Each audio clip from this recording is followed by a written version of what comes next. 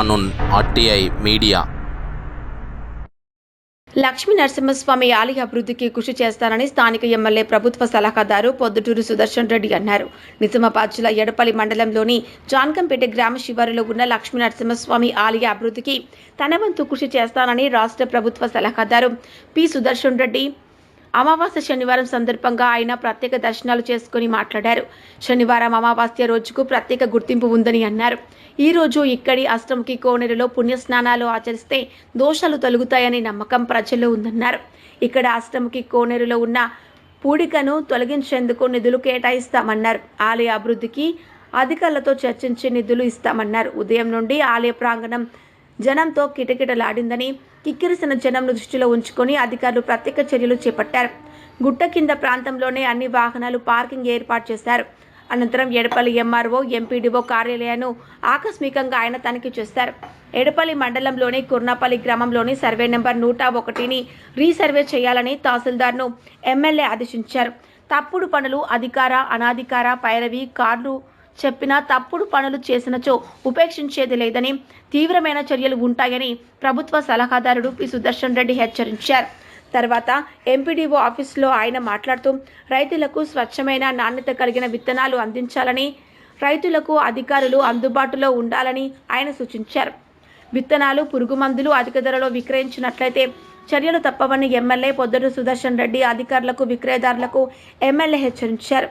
ఇటు కార్యక్రమంలో ఎమ్మెల్యే సుదర్శన్ రెడ్డి వెంట కాంగ్రెస్ పార్టీ జిల్లా అధ్యక్షులు నగేష్ రెడ్డి, నాయకులు, మండల కాంగ్రెస్ అధ్యక్షులు పులి శ్రీనివాస్, కాంగ్రెస్ జిల్లా ప్రధాన కార్యదర్శి బిల్లా రామ్మోహన్, మల్కర్ రెడ్డి, బాబునగర్ లింగం, భాస్కర్ రెడ్డి, బంచకామప్ప, కిషన్ గౌడ్, శంకర్ నాయుడు, ఎల్లయ్య యాదవ్, జనగా మోహన్ రెడ్డి, పురం శేఖర్, విజయ్ గౌడ్ తదితరులు ఉన్నారు.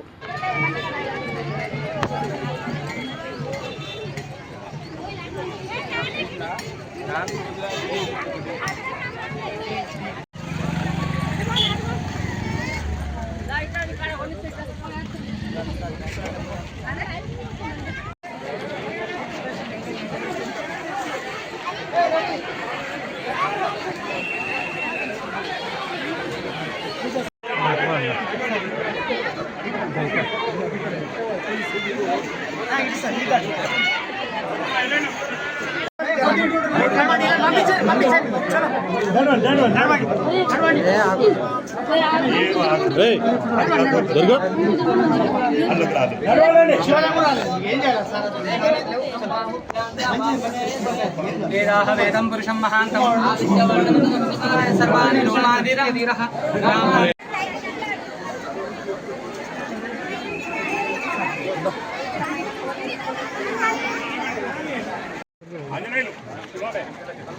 తెస్తున్నా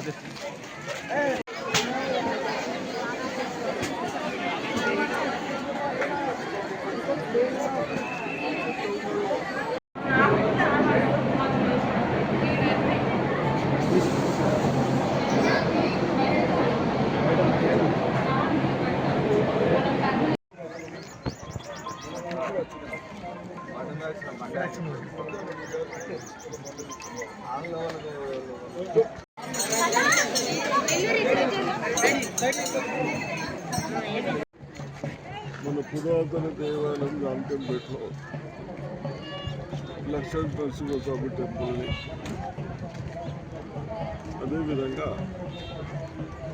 అమావాస్య శనివారం రోజు మన కోనేరు వాస్తుకు ఏమంటారు, అష్టముఖి కోనేరులో స్నానం చేస్తే బాగుంటుందన్న మన పెద్దలు చెప్పిన ఆలోచన మేరకు మనమందరం కోనేరులో స్నానం చేసుకుంటూ మరి లక్ష్మీ నరసింహస్వామి గారిని దర్శించుకుంటూ తప్పనిసరిగా ఇంత పెద్ద ఎత్తున ప్రజలు వచ్చినందుకు ఇక్కడ ఏదైనా సౌకర్యాలు మరి కన్సల్టెంట్గా చెప్తే ఇబ్బందులైనా మళ్ళీ అటువంటి ఇబ్బందులు రాకుండా తప్పనిసరిగా చర్యలు తీసుకోవాలి.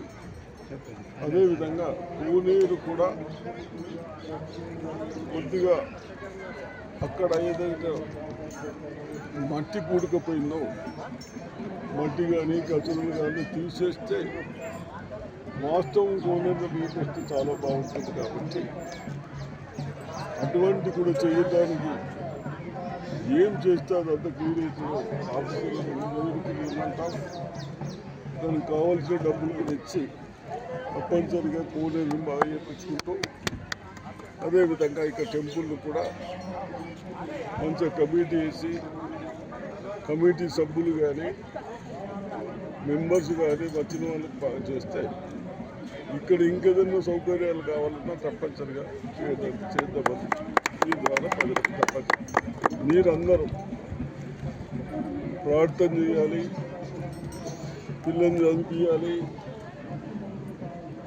చదువు కేవలం చదువు కూడా కాకుండా మంచి తెలివి వస్తే జాబ్